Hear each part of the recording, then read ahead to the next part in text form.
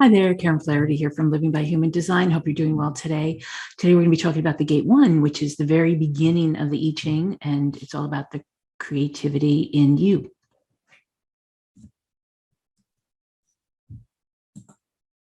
Okay, so we've got the Sun in Gate 1, which is the very beginning of the I Ching, the first gate, and it started early this morning, November 5th, Friday, and it'll go until November 11th. And we've also got the Earth in Gate 2, which is about resources. And these are actually the most yin and yang of the gates in the chart. So the Gate 1 is the most yin, which is very masculine or male, and the 2 is the most feminine. And that's the yang. And so, again, we start this week. And so they're both coming off the G center, one at the very top and one at the very bottom. And we'll talk a little bit more about what each of these mean. But basically, you can see in their configuration that, so these two gates, one coming off the very top and one coming off the very bottom, are both about direction. And there were, if you know anything about human design, or even if you know a little bit about human design, the G center has 8 gates coming off it. 4 of them are love gates, and 4 of them are leadership or direction gates. And so, as I said, the G is all about self-love and self-direction. And so these 2 gates are all in the direction phase. So one is more to do with creativity, and the 2 is more to do with actually taking care of the resources that feed the creativity.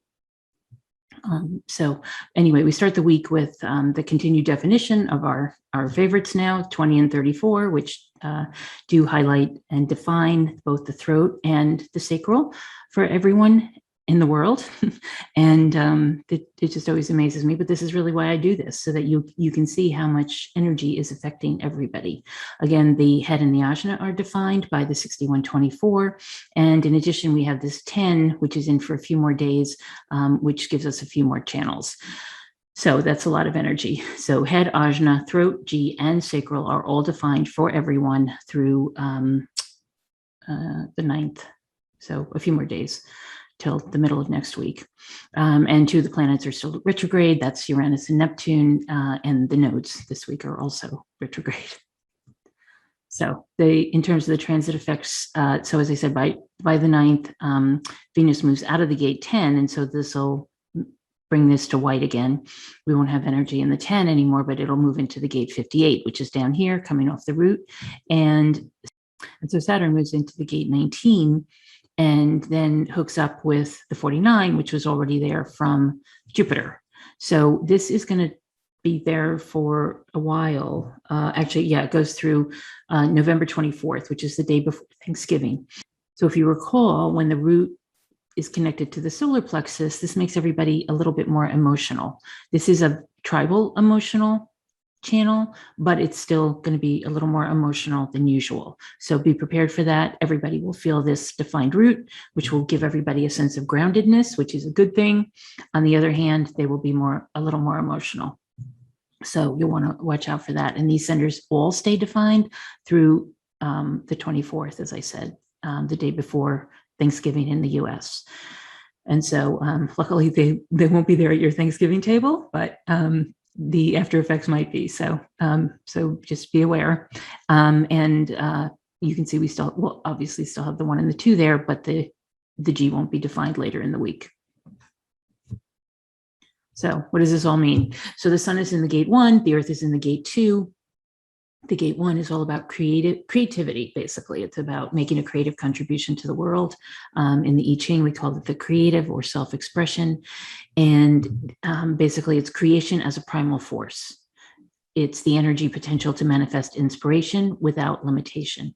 And as I said, it's the very male energy in the yin kind of energy within the I Ching.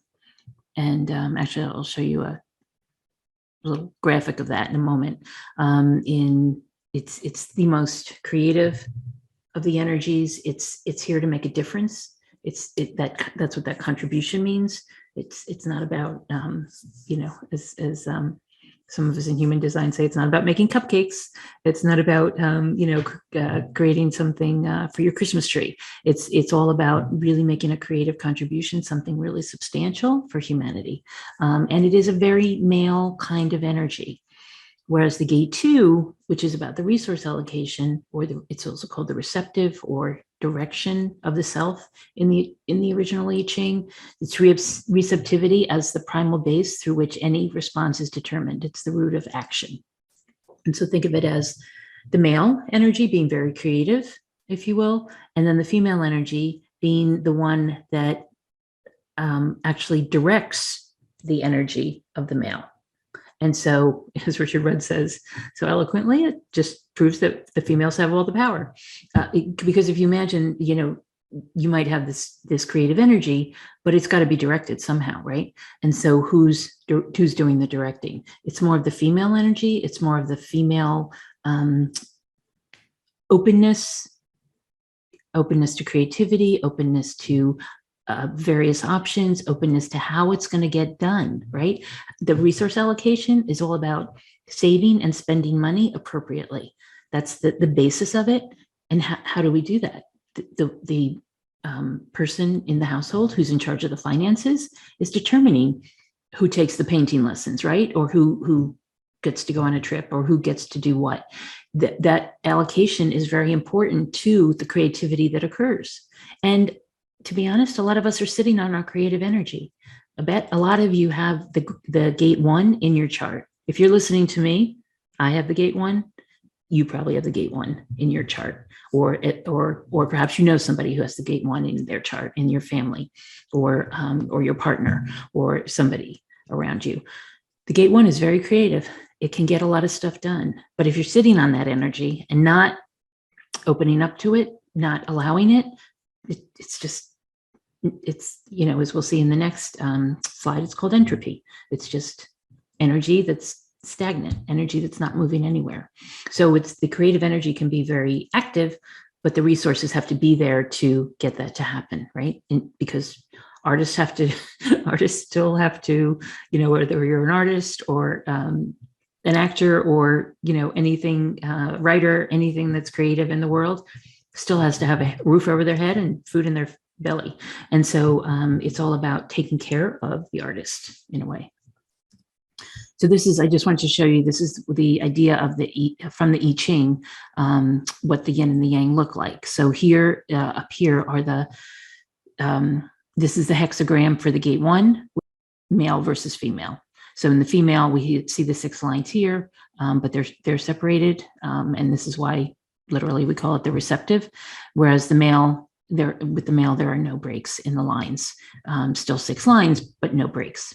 And so this is the very yin and yang of the I Ching. So I just wanted to show you a diagram about that so you could get an idea of what it is. And I'm sure many of you are familiar with this symbolism, where it's the yin and the yang, and basically one is in the other. We're not separated. It's really all about unity. And there's a little bit of yin in the yang, and there's a little bit of yang in the yin, and that's the way the world goes around, right? It's not that anybody is either so male or so female. We all have some of each in us. And so the gate 1 is where the shadow is entropy in the gene keys. The gift is freshness, and the CD is beauty. And so this beauty is fostered by nature, cradled by silence, and nurtured by mystery. That's what the graphic here says from Richard Rudd. And this gene key 1 is all about beauty at the highest level. And at the lower level, we've got entropy. So this entropy is like a numbness. It's like a gloom. It's like, the way it's so foggy outside today and raining, I can't see anything. And this gloom that's come over all of this area, right? Well, of where I am. But the gloom also can come over us if we have the gate 1, or as we will see this week, when the gate 1 is in our energy. From the transits. So the shadow is entropy. It's when the energy, as I said before, is not moving, when it's just stagnant, when it's static, when it's not moving at all. And it's frightened, to be honest. But that entropy, at least as Richard said, and I agree with this, is that entropy can sometimes be the seed of the creations that are to come. right? The what's going on in the gloom, in the numbness, in the boredom, in the, pulling the covers over your head is the seed of what may be to come in terms of your creative process. And so use that entropy. You can be in the shadow, you can be in that gloom. That numbness, he says, is actually an extremely fertile state of awareness for that reason, that's where the germination of the seed occurs, right? There's the seed is always in the dirt, right? And then it comes forth. That doesn't mean nothing's happening underneath the dirt. There's a lot happening going on in that soil, but what's happening can't be seen. That doesn't mean it's not happening. The gift is freshness here, freshness in that newness. So when you do come up with creativity, as I said, it's not just cupcakes or something for the PTA. This is really a fresh idea. It's a new idea. It's really what everybody is kind of waiting for at this point, right? We're all in this very energetic vibration, high energetic vibration that's going on, and it's feeling a little tense sometimes, a little, it's making a difference in our lives. Things are changing, things are developing, things are germinating, but they're not there yet. And so we can't see them. And so we're wondering what's going to come, right? But hopefully it'll be this freshness, this newness, this really dynamic solutions for the problems that we're all facing, whether it's the climate or financial things or illnesses or all the illness. Richard said all the illness and negative patterns that are in the world are going to be solved by this individual creativity that's coming about. And so it's really, behooves all of us to see what it is that we can contribute to the world. He also says the genius of freshness is to bring something to the world that no one has ever seen before. Well, and that's so true, that the genius and the freshness is basically what we're all waiting for. So it will be coming. It is coming. The revolution will be televised. This was an interesting time. Remember how last week I actually couldn't find as many people born in the last week of October. In the first week of November, apparently lots of people were born. So these were all people born with the Sun Gate 1 in their charts. And so, or at least as far as I can tell, if somebody has a better times for some of them, you can let me know. But these are people born, basically in the November 5th to the 11th time period. And so there are loads. And you got to think that it's because they have the Gate 1 in their sun. These are all people who had a creative notion. There was a seed planted at some point. They basically allowed that to become fertile, and they became creative forces in one way or another. I mean, everybody from, Sally Field and Ethan Hawke to Dostoevsky, Emma Stone, Marie Curie, as a wonderful scientist. The fall of the Berlin Wall also happened because I think I forgot to mention, but the incarnation crosses are the cross of the Sphinx, which is all about direction and leading people, right? It's a leadership energy. Self-expression is the juxtaposition cross, but defiance is the left angle cross. And that's exactly when the fall of the Berlin Wall occurred. It was on later in the week, in November, I think it was 10th. And beyond that, you can see all these names over here are additional people, everybody from Bram Stoker and Katharine Hepburn to Dr. Christian Barnard, who did the first heart transplant, Bonnie Raitt, Carl Sagan, John Philip Sousa, and lots of all different kinds of creative people were born during this week. So it was a very fertile week. So then in terms of the history, what I was looking for this week, as I usually do, are historic events that basically show the energy of the week.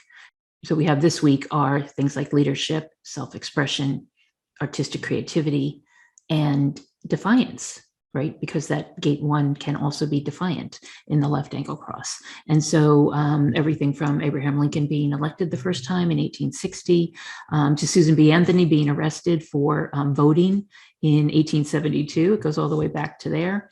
The Parker game Monopoly was created, and Sinclair Lewis became the first American to win the Nobel Prize for his novel Babbitt.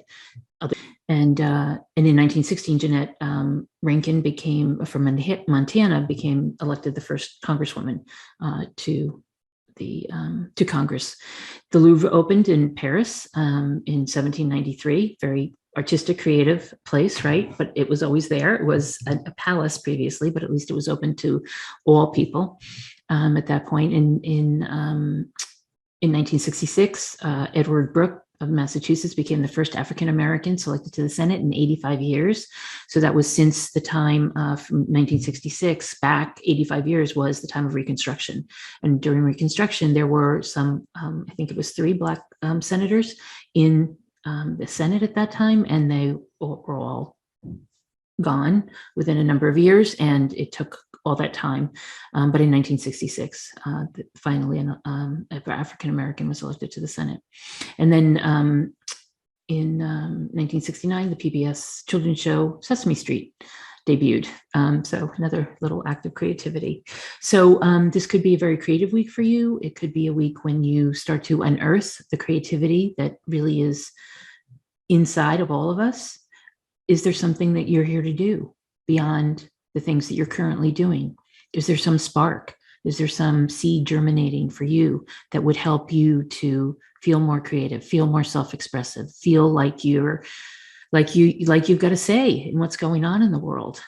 A lot of people are using the word sovereignty. We should have our own personal sovereignty no matter what's going on. No matter what your political views are, no matter what your economic views are, no matter what's going on, you should have your own sense of sovereignty in terms of making your own decisions and doing what's right for you while paying attention to what feels correct in light of everything else that's going on.